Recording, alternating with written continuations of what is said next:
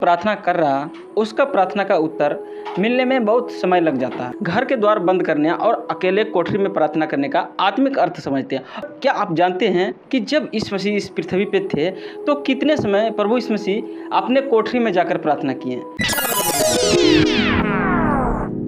सभी को जय मसीह।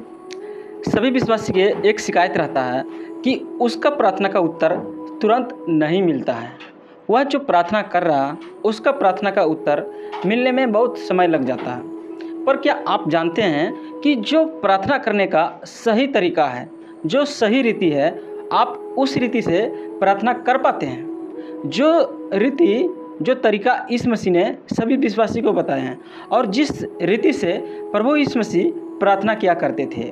प्रार्थना तो सभी लोग करते हैं और सबकी प्रार्थना सुना जाता, पर जो प्रार्थना करने का सही रीति होता है, जो यीशु मसीह सबको बताए हैं, उस रीति से यदि आप प्रार्थना करते हैं और आप करके देखेंगे तो आपका प्रार्थना का उत्तर उसी दिन मिलेगा और आपको विश्वास होगा और आपको महसूस होगा कि पवित्र आत्मा का शब्द भी आपको सुनाई देगा।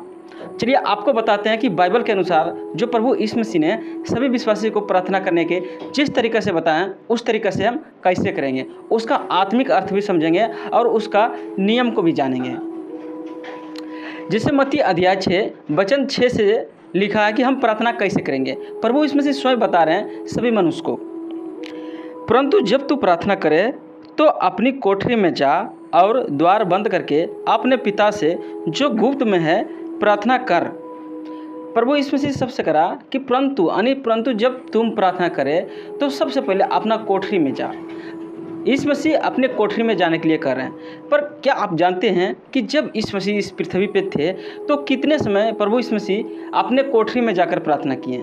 अधिकतर प्रभु यीशु मसीह जब प्रार्थना करने जाते थे तो वह पहाड़ पे एकांत में अकेले में प्रार्थना करने जाते थे। ठीक जब कोई विश्वासी प्रार्थना करने जाते हैं तो पहाड़ पर्वत पे तो नहीं, पर जब आप अपने कोठरी में जाएंगे यानी आप अकेले में प्रार्थना करने जाएंगे तो अपना द्वार बंद करना है।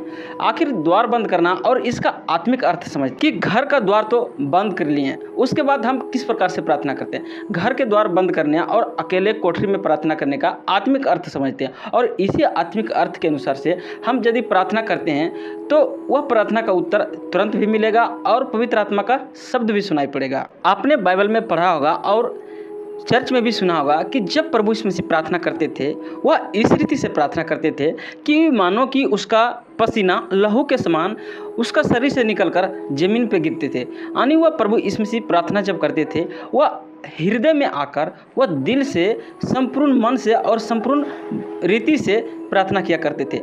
ठीक उसी प्रकार से जैसे कि यीशु मसीह ने कहा कि जब तू प्रार्थना करे तो अपने कोठरी में जा।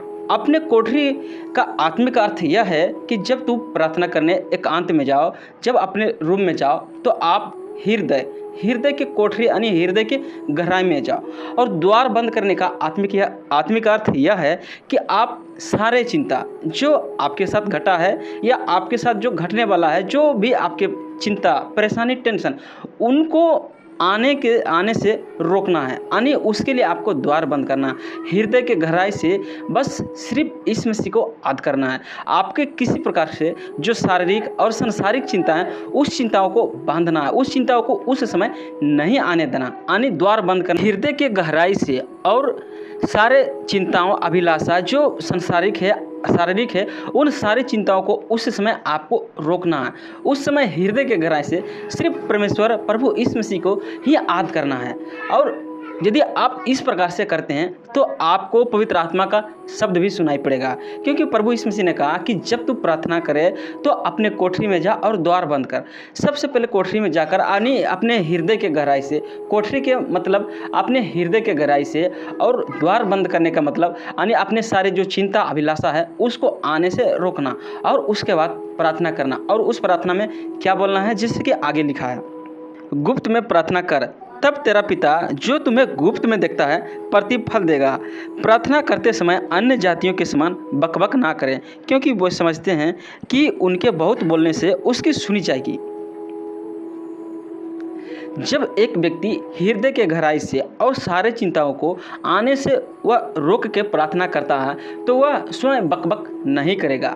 यदि आप अपने प्रार्थना करने समय आपके मन में बहुत सारी चिंता आती है, बहुत सा मन आपका इधर उधर भटकता है, तो आपका वो प्रार्थना सफल रूपी प्रार्थना नहीं हो पाता और ऐसी ही प्रार्थना को उत्तर जल्दी नहीं मिल पाता है। आपको यदि प्रार्थना का उत्तर तुरंत चाहिए तो आपको हृदय के गहराई से और प्रार्थना करने समय आपको किसी प्रकार से कोई चिंता, कोई शारीरिक किसी प्रकार के कोई भय आपको नहीं आना चाहिए। सिर्फ हृदय के गहराई से और परमेश्वर को उस समय याद करना पड़ेगा और उस समय जो आप इस मैसेज से बात करेंगे, जो आपकी हृदय के गहराई से आत्मा बात करेगी, उसका उत्तर तुरंत मिलेगा। जैसे कि इस वचन में भी लिखा है, आप इस प्रकार से एक दिन भी करके तो देखिएगा, तो आपका उस समय आपका विश्वास दोगुना बढ़ेगा और आपको लगेगा कि आपका प्रार्थना का उत्तर जरूर मिल जाएगा और मिल गया है।